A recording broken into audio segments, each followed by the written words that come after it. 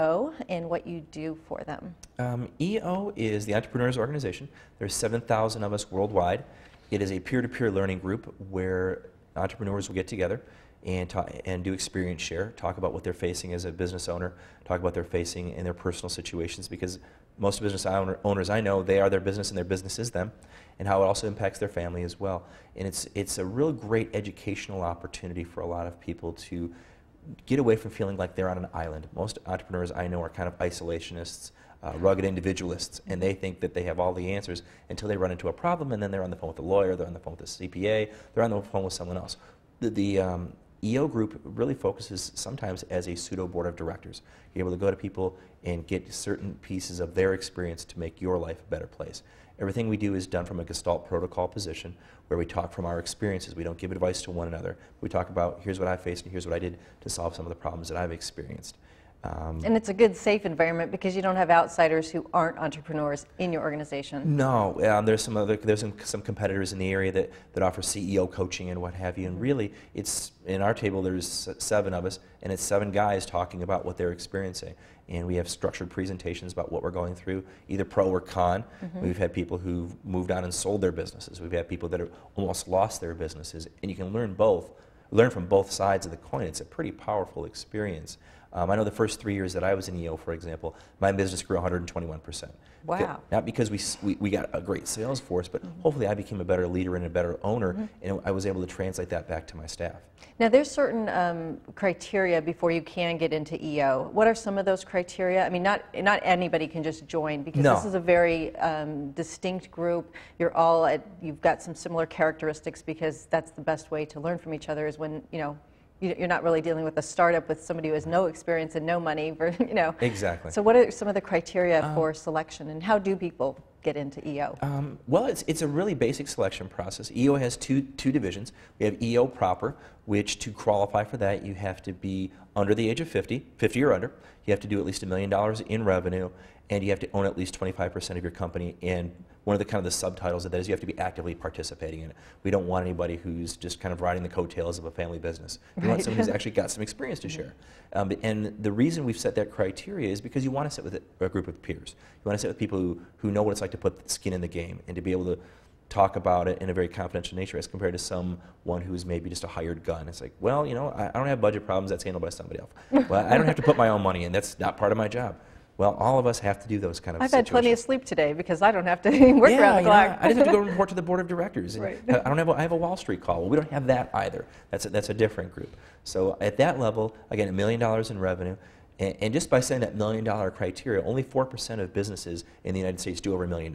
Only 4%? That's correct. Wow. So with only 4% of the pool to pick from, then we're getting hopefully some of the elite people within that segment. Then we also have a group that is kind of our incubation farm team called EO Accelerator, and to qualify for that, you have to be over $250,000 to upwards of $1 million, and we're trying to get to that next stage of being an entrepreneur.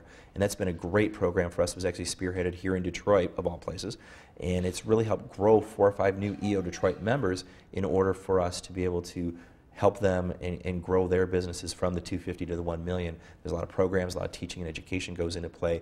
It's a little less peer focused, is more of an injection of intellectual capital to help them get to the next level. So really there's 2 programs someone could join if they were interested. And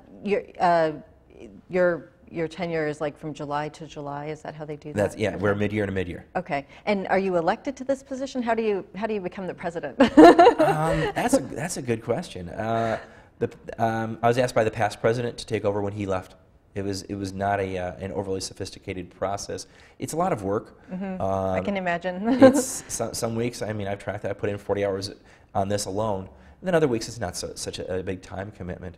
But it's been a really great learning opportunity for me as a leader. I have a small company. There's less than 10 of us, and now I'm working with other, Type A, pretty motivated people, and I'm able to help manage and wrangle them to help this organization drive forward. We've had some of our biggest successes in the last 12 months when it comes to sponsorship dollars, and we put together some joint venture relationships with U of M Dearborn and Cranes Detroit and Lawrence Tech University and some other programs that are really helping define EO Detroit going forward. And I know the person who's replacing me, I reached out to him and asked him to do it. So you want to make sure in the position that I'm in that you're going to have a legacy of someone who has a similar belief system, who has a similar drive and a similar work ethic, so that things don't fall through the cracks. Now, how many people belong to the Detroit chapter? There are 85 in the Detroit chapter. 85. Now, does that include the accelerator folks? It does not include the accelerator Okay, so folks. there's 85 and then there's some accelerator. There's about a dozen accelerator folks. Now, are you starting, because we were involved in like kind of helping the kickoff of the initial accelerator, but do you run these, do you start a new group every year? For the accelerators? For the accelerator. How are you doing that? There is some carryover, Okay. but we're always looking in recruiting to add new people for both groups. Okay. There's not a certain time when you can or can't join. You can join anytime. Okay. And they're always looking to add new people because, you know, it's hard to make a business run. Sometimes it doesn't work out, and you've got to have a next generation coming into place so that the organization can carry on. And and you've got a wide diversity of businesses in this group, right? Oh, it's tremendously vast. We've got service-based businesses like mine. We've got manufacturers. We've got technology companies. We've got some professional services like legal firms, all involved in EO, and it brings such a diversity of conversation because we all have similar but yet very different experiences based upon our individual businesses, and if we're able to bring that to the table. For example, I get a lot of questions about human resources and recruiting and finding people. I've got a friend of mine who's in security. He gets a lot of questions on how to do something correctly and to make sure everything's crossed and dotted. And it's just an awesome group of people to be able to really pick their brains and see what makes their businesses cool and unique, and maybe how you can apply that to your business. And if we had to ask you that question, what would be your advice to entrepreneurs for everything you've learned in the years you've been an entrepreneur yourself and leading an organization of entrepreneurs here in the Detroit area? What's your advice to entrepreneurs? That's a really good question. There's a lot to be considered, but to kind of distill it into a couple of nuggets, I would say two things. One, I believe that you have to have a niche. I believe personally that if you have a niche, then you can charge more for your product and services because you're doing something different, cool, and unique. And by having a niche, you can have a very strong culture that ties to that niche internally and a very strong elevator pitch out on a sales opportunity. I also would suggest that any entrepreneur focus on the bottom line, not on the top line. From personal experience, I got pretty excited the bigger the zeros added up, but I didn't pay attention nearly enough to the bottom line, and we've really shifted that internally, and we're doing just as much revenue, but almost have doubled our profits just by my focus being different. So I always challenge the entrepreneurs, focus on the bottom line. Outstanding. Thank you so much, Todd Palmer, for sharing all the information today about Diversified Industrial Staffing, which is your company, and also about your position as president of the Entrepreneurs Organization at the Detroit chapter. Thank you so much for being a guest. Thank you for having me. If you'd like more information about Michigan Entrepreneur, please visit our website at www.michiganentrepreneurtv.com. Please join me again in the future when I interview another enterprising entrepreneur. Until then, wishing you the best of business.